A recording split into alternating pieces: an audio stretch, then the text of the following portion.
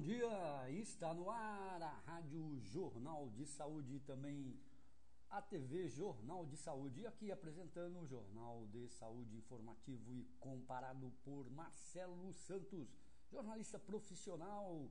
Gente, tem muita notícia, né? Ontem fiquei até tarde da noite assistindo as meninas do Jô Soares, né? E tá contundente aí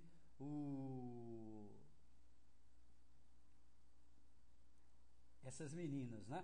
Mas ainda falando sempre aquilo que a gente já está ouvindo aí nos meios de comunicação e tudo, sem aprofundar muito, né? Também não pode, é isso aí, não pode. A verdade nua e crua é essa, que não pode muito aprofundar, não é? Porque a determinação é outra. Olha, eu tô com a notícia aqui, não sei se vocês estão acompanhando. Ontem eu falei, outro dia eu falei sobre a grande corrupção que está há muitos anos, né? Para você ter uma ideia, agora conseguiram um e-mail, né? Eu estou falando da corrupção no setor chamado CAF, que é uma sigla, né? CAAFA. O que seria esse CAF, né? Nada mais, nada menos que seria fazendo uma tosca, desculpe aqui, até eu mesmo estou me criticando, uma tosca comparação. O CAF seria como um tribunal, não é? Que julgaria uma instância, a última instância, não é? Seria até como um Tribunal Superior de Justiça, entre aspas, dentro da Receita Federal, que seria a última palavra sobre punir, cobrar, executar dívidas de qualquer pessoa da sociedade brasileira, qualquer cidadão, não é?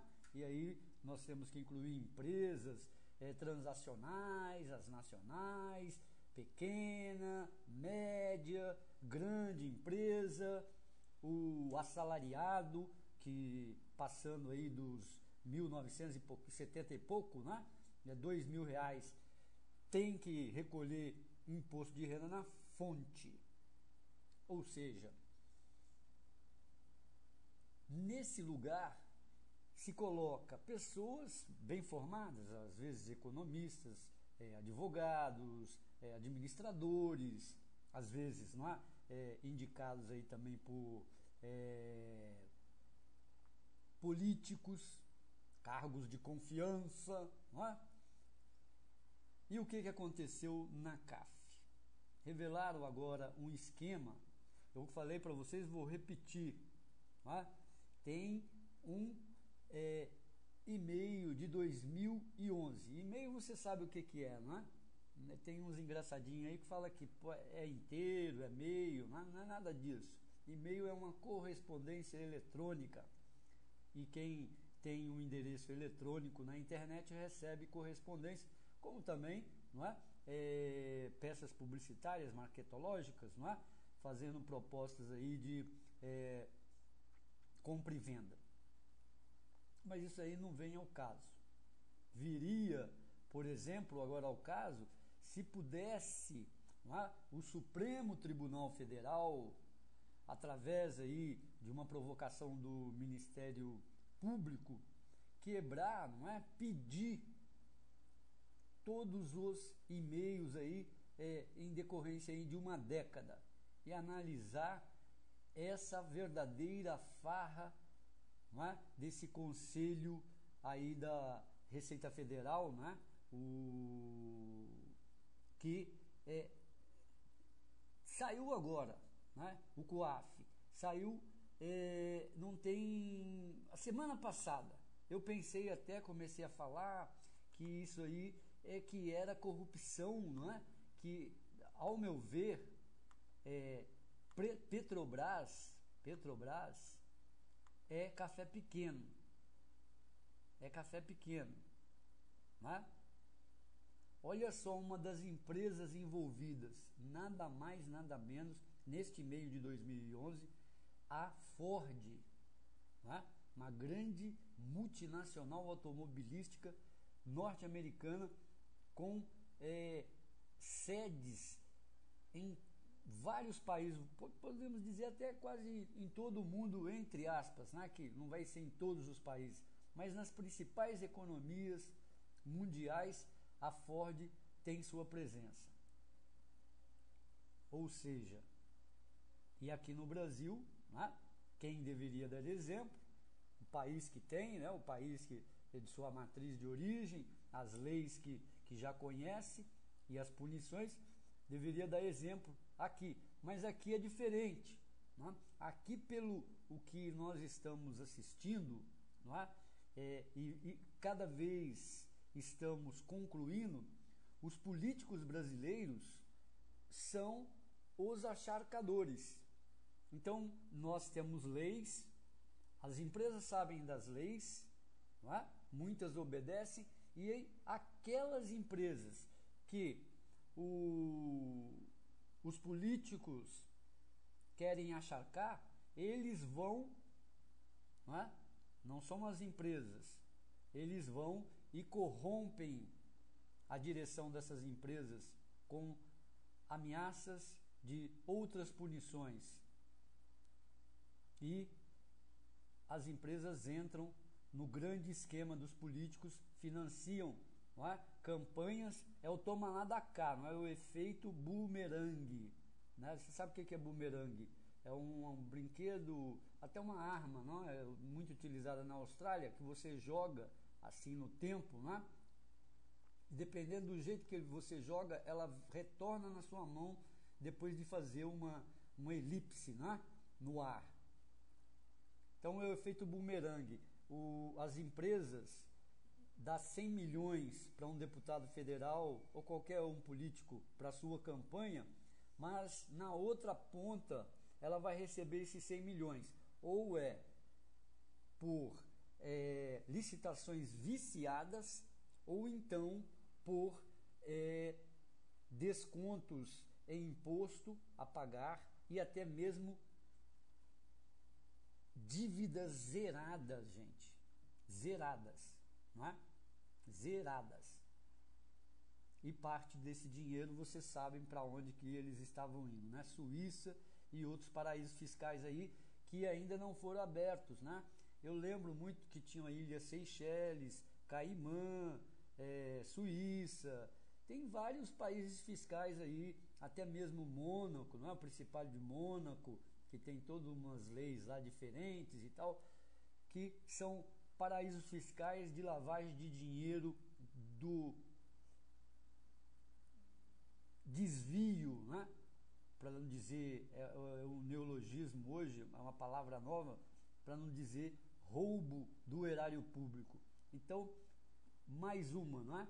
A Receita tem 100 clientes do HSBC, Receita Federal, não é? Não é receita de bolo, não, viu? A senhora que gosta aí de confeitaria, não é? O senhor também, não é a receita de bolo, é a Receita Federal. É da onde se arrecada impostos para conservar as estradas federais, as escolas, não é? Principalmente as escolas técnicas, visando formar seu filhinho, sua filhinha aí em alguma profissão, não é? Que ele vai ter uma renda, entre aspas, né? Porque aqui se paga mal aqui para o povo brasileiro demais. O trabalhador brasileiro aqui é aviltado, não é? Tanto que as meninas do Jô, eu tenho que lembrar porque elas falaram umas coisas muito interessantes ontem. O povo brasileiro está desse jeito, não é por causa de Dilma, não é por causa de nada. Sabe por que o povo brasileiro está assim? Porque ele chegou num estágio de experiência, não é? Que ele está vendo que a elite que manda no Brasil hoje não vai mudar, não quer mudar, não é?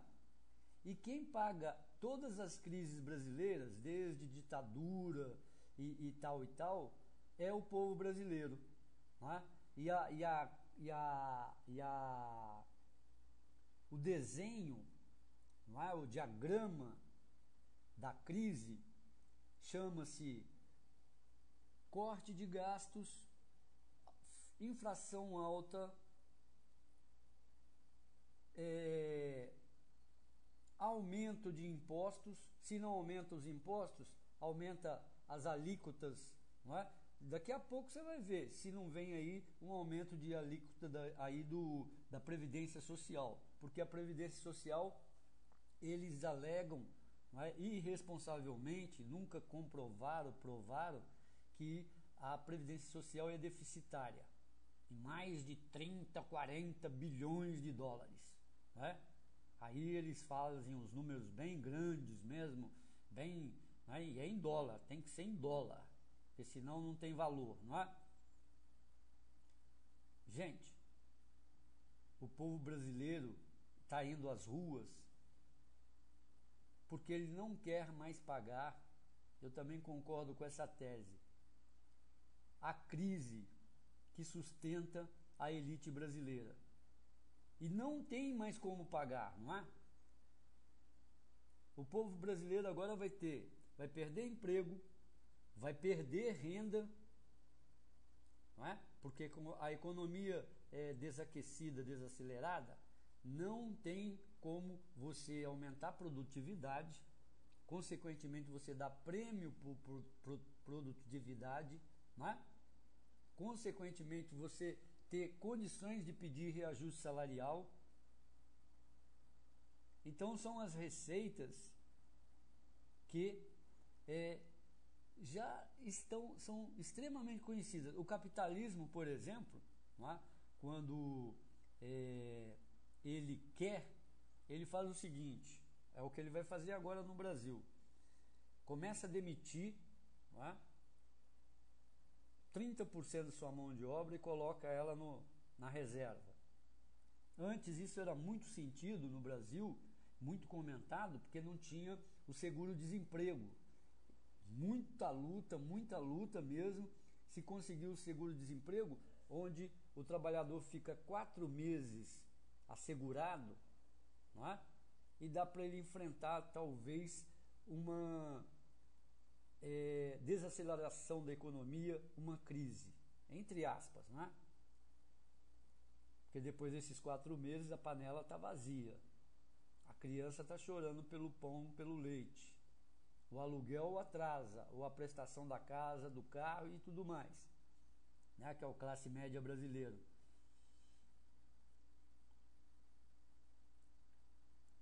Feito esse exército de reserva, o que acontece? Num período aí de 6 meses a 1 ano, o salário desse exército de reserva, esses 30 mil, vamos supor aí de um contingente de 100 mil pessoas, 30 mil, eles começam a fazer planos de readmiti-los na função daqueles que estavam já ganhando e lutando para ganhar 10 mil reais, 15 mil, 5 mil, eles vão colocar lá por 3 mil, 4 mil.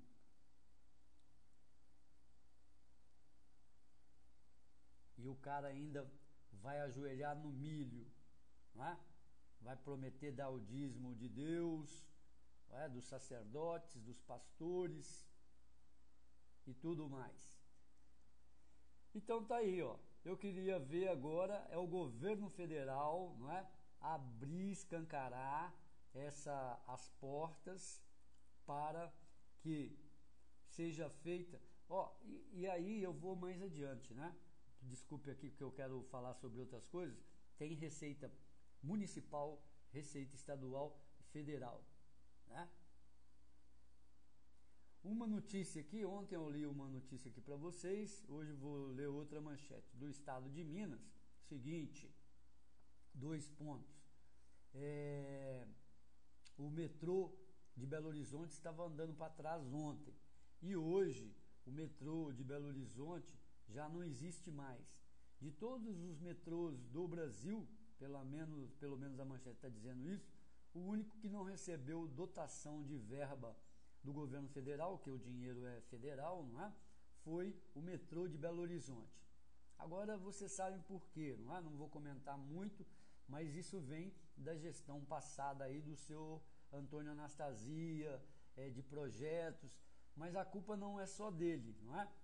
porque se fosse culpa do PSDB e do senhor Antônio Anastasia, que está implicado aí no Petrolão, não é? Como um dos recebedores de propina, 1 milhãozinho só. Eu acredito nisso, viu, gente? As campanhas do PSDB aqui em Belo Horizonte sempre foram milionárias e coroadas de pleno êxito. Eu queria saber também, pusesse uma investigação, né? Porque tem muita gente, acho que Dilma Vana Rousseff tem um rabo preso também, desculpa a expressão chula, né? Luiz Inácio Lula da Silva, Fernando Henrique Cardoso e Ética Terva, né? Fizesse um pente fino nessas doações de campanha para esse executivo aí, não é? Para as eleições majoritárias. Todos eles iriam ter que devolver dinheiro para o erário público, porque é aquele efeito bumerangue que eu falei para vocês.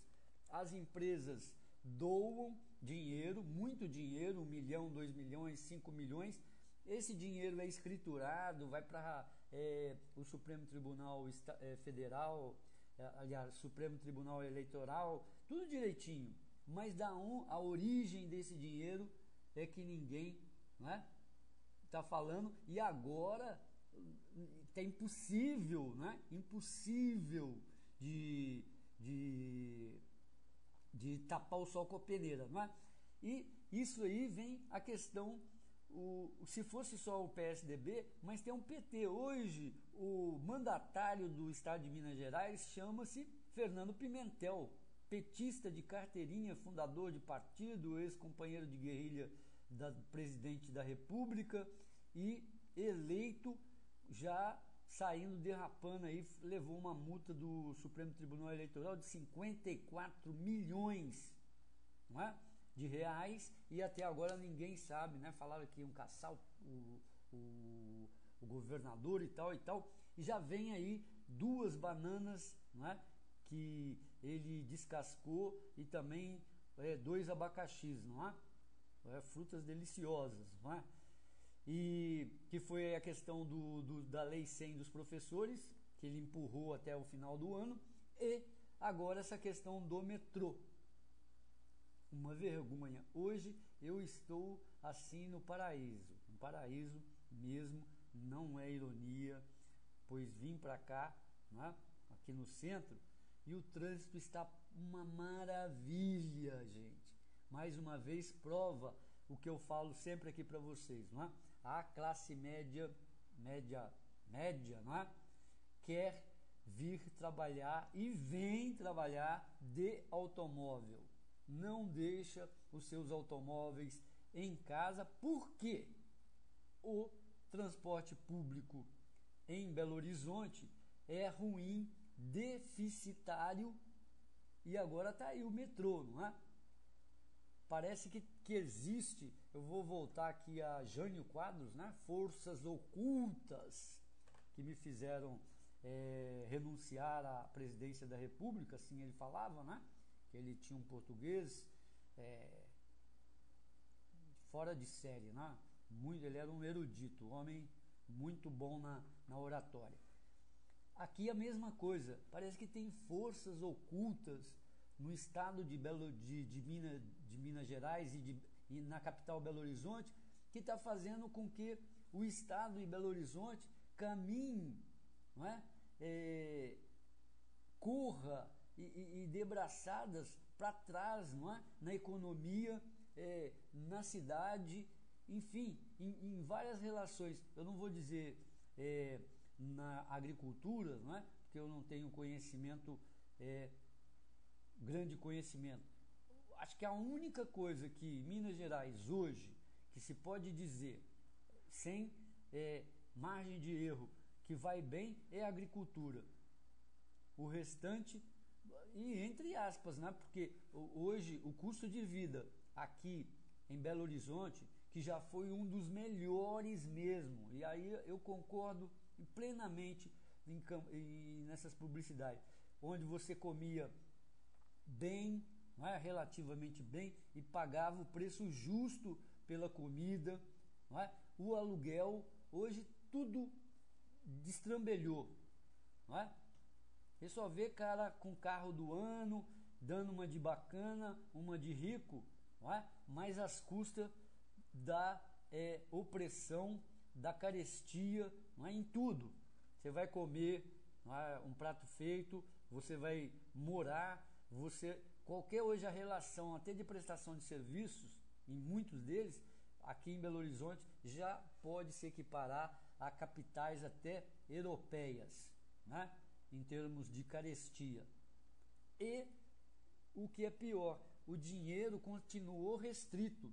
O dinheiro continua na mão de uma elite, não é? De uma classe média, o que quer ascender para a classe média alta, e ele não circula. Os salários são os piores do país, não é? Enquanto que Rio Grande do Sul paga um salário mínimo de R$ 1.000, São Paulo de 1.500, aqui é mínimo mesmo. E se contenta com aquela cesta básica, aquele negócio, mas por aí também eu não vou entrar nessa seara, né? Porque o povão também não se interessa muito nessas coisas que a gente fala, né? Aí eu começo a chamar a gente de politiqueiro, igual o Fernando Henrique chamou certa vez, né? Como é que chama? Ele gostava demagogo, né? Quem falava que o brasileiro ganhava salário mínimo era demagogo e o aposentado no brasileiro era vagabundo, né? Duas coisas que fez com que Fernando Henrique saísse pela porta de trás do palácio, fora a inflação de quase 20% e o dólar a R$ 4, né? Que tá chegando aí, saísse pela porta dos fundos. Então, gente, metrô vai demorar aqui, hein? E vocês lembram quando fizemos aí, não é? O junho de 13, né? 13 de junho de 2013. Vocês lembram? Eu vi, olha, você viu, você que é Belo Horizontino, prospecção de sondas para ver se podia fazer o metrô ali, em vários lugares, vários pontos da capital mineira. 2013, nós já estamos nos 2015, daqui a pouco, né, em junho, tá ali pertinho, né? Mais aí 2 meses, nós vamos para 2 aninhos. 2 aninhos, tá? Aí, quase certeza que este ano não se inicia estação, obra nenhuma de metrô em Belo Horizonte. Agora, quando voltar a classe média e a alta do feriado aí da Páscoa, aí e são esses que vão para a Praça da Liberdade dia 12 reclamar, tá? São esses aí, que é a geração privilégio. Eles não querem perder, não é? O seu privilégio. Aí o que eles querem? Eles vão querer viadutos, não é? Alargamento de ruas, desapropriações, tudo com dinheiro público para eles rodarem com seus carrinhos bem tranquilos, e o transporte coletivo, que é o que interessa por causa da massa trabalhadora e que circula, não é? Nos grandes centros, nas metrópoles, que se lixem. Agora, fatos isolados, isso nem sai muito na nossa imprensa mais, né? Nem no noticiário eletrônico, nada. Os ônibus são queimados nas periferias. Toda semana se tem notícia de um coletivo queimado. É o certo? Ou como é que se dizia o cafunga aqui, né? O errado é o certo e o certo é o errado e vice-versa, né? Esse é o Brasil das Minas Gerais, não é mesmo? Essa operação chamada, lá que eu estava falando para vocês da CARF, né? Que a Polícia Federal e o Ministério Público promoveu e está aí já orçada em 531,5 bilhões de reais, ela é chamada do Zelotes. Isso mesmo, na Polícia Federal Brasileira, de um tempo para cá, coloca, de um tempo não, já tem um bom tempo, né? Você viu aquela operação Satzagarra, né? Que pegou o banco do Opportunity, e várias outras aí, eles vêm colocando nomes, né, ou apelidos nessas operações. Apequenaram o rombo do Zelotes, pois ali não há o PT. Olha só, eu duvido que não há o PT, né? Duvido e pago ainda 10 por 1 que vai aparecer ainda. O artigo de opinião do Jornal do Brasil de 1º de abril sobre a denúncia de corrupção do Conselho Administrativo de Recursos Fiscais, não é, que é o CARF, Conselho Administrativo de Recursos Fiscais, alvo da Operação Zelotes, alerta para a necessidade de esclarecer a população sobre a forma de indicação dos membros que compõem o Conselho. Muitos nunca ouviram falar no CARF antes da Operação Zelote. Zelote é aquele que finge que tem zelos, e também não encontraram na imprensa comercial informações detalhadas sobre seu histórico, mecanismo de funcionamento e composição. Na página do CARF, há informações úteis para começar a compreender a situação. Ali se fala, por exemplo, das origens do Conselho, o decreto número 16.580, de 4 de setembro de 1924. Nossa Senhora, né? Por isso que eu falo, ó, o Brasil Jurássico, uma lei, um decreto de 16.580, de 4 de setembro de 1924. Instituiu um conselho de contribuintes em cada estado e no Distrito Federal, com competência para julgamento de recursos referentes ao imposto sobre a renda, cujos 5 membros seriam escolhidos entre contribuintes do comércio, indústrias, profissões liberais e funcionários públicos, todos de reconhecida idoneidade, nomeados pelo Ministério da Fazenda. Quem é que nomeia, né? Quem é que nomeia? Isso é absurdo, gente. Esse negócio de nomeação é absurdo, não é? Negócio público, quem vai lidar com coisa pública, no mínimo, um gerente poderia ser, mas quem vai lidar com coisa pública tem que ser funcionário público, funcionário de carreira, funcionário que preste concurso, funcionário que saiba que se ele entrou no serviço público com 20 e poucos anos, ele vai morrer ali naquele serviço público se ele não pedir baixa.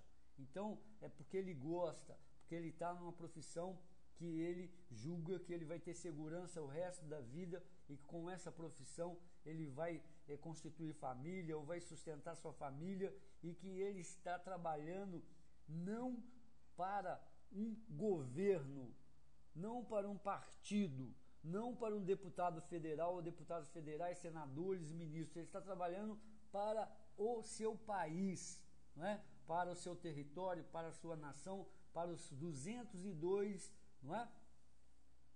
milhões de pessoas que compõem o Brasil, não é? Ou mais aí. Então é esse o espírito público da coisa. Não é representante, que aí já não é mais coisa pública. Você pega, aí fica igual faculdade, você vai fazer lá um negócio paritário lá, que vai o funcionário, vai o diretor, vai o aluno, vai o pai do aluno e tal e tal. Aí é outra coisa. No mínimo que você poderia fazer, que você poderia pegar esse pessoal aí de indústria particular, seria um conselho consultivo, nunca administrativo, consultivo, com poder de deliberação. Aí sim, falar, olha, que o conselho consultivo discutiu e em ata tirou isso daqui. Aí sim vai ser apreciado para que se coloque na administração. Não teria margem de erro nenhum, de corrupção nenhuma.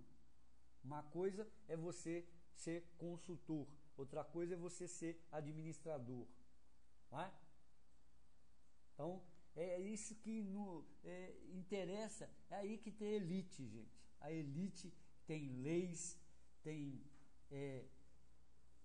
infelizmente, gente preparada para burlar a lei e roubar, não é? Roubar, agora eu vou falar um absurdo, não é? Licitamente dentro da lei, não é? Só que o mundo mundo, infelizmente, não avisam para essas pessoas, né? Ele se moderniza, ele caminha, né? Como que se diz, assim caminha a humanidade, não é? E chega uma hora que, vamos dizer, atos praticados numa determinada geração, décadas, eles começam a ficar deslocados e até se tornar crimes, não é? Porque quando você, por exemplo, nós vamos dar um outro exemplo. Eu acredito muito. Vai ter uma geração ainda, quando ela lê história, fala, olha, um deputado federal ganhava 140 mil reais e o salário mínimo do trabalhador era 724 reais. Quem que é o criminoso nessa questão? Quem é que passou privação? Quem é que deixou seu filho sem estudar? Quem é que deixou seu filho sem um dentista? Quem é que deixou seu filho, às vezes, sem um remédio ou sem um calçado? Quem é que é o criminoso? Né? Porque crime não é só quando você mata, estupra e tal, não. Né? Igual a violência. Violência não é só porque você bateu numa pessoa, não. Tem a violência, né, da emoção, dos sentimentos. Se você está gritando com uma pessoa, né? Se você está mentindo, enganando uma pessoa, isso é uma violência, né? Parece que não, mas é. Você está cometendo um ato, às vezes até é preferível você dar uma porrada numa pessoa, né, do que você contar e enganar com uma grande mentira, onde você vai destruir os sentimentos da pessoa, as crenças daquela pessoa, porque o físico, na maioria das vezes, ele se recompõe. Um sentimento destruído, ele demora às vezes anos e anos para se recompor. Por hoje é só, né, gente? Eu quero ainda me aprofundar nessa operação Rombo dos Zelotes, né? Aqueles que cuidam com zelo, né? Zelotes aí da Receita Federal, não é? E queria chamar a atenção, infelizmente, no Brasil caminha-se assim, não é? Que a operação deveria ter sido municipal, estadual e federal, que ia sair. Lá em São Paulo aconteceu, não é? Isso daqui é quase igual, não é? Muda um pouquinho daqueles funcionários públicos paulistas que pegavam dinheiro de construtoras do ISS, do Habit e tais para aprovar condomínios de luxo, aquelas coisas todas aí que todo mundo está sabendo. Acho que ninguém foi preso até agora. Ninguém foi preso até agora. E ninguém fala nesse processo também, não é? Administração do PT. Tem um cara, gente, pra você ver que essa política brasileira é tão nojenta, suja, podre, não é? Nauseabunda. Tem um cara que ele foi prefeito lá em São Paulo, foi acusado, respondeu o processo, fechou, não é? Tinha lá um departamento no Detran Paulista que ele cobrava propina para colocar um aparelho lá no motor do carro. Ele cobrava propina. No apartamento dele, ele foi acusado que tinha sacos de dinheiro. E hoje sabe o que esse homem é? O prêmio. Ele é presidente de um partido e é ministro da República Brasileira. Como tem um outro chamado Paulo Salim Maluf, que é deputado federal com mandato de prisão da Interpol, não é? Por aí, não falo mais nada hoje. Obrigado, saúde, paz e até amanhã. Fique aí com a nossa programação musical. Amanhã, às 8h30, nós voltamos aí. Apesar que amanhã é feriado, não é, gente? Feriado de Semana Santa e preparação para a Páscoa no domingo, não é? Mas nós vamos fazer o nosso programinha aqui, ok? Até mais.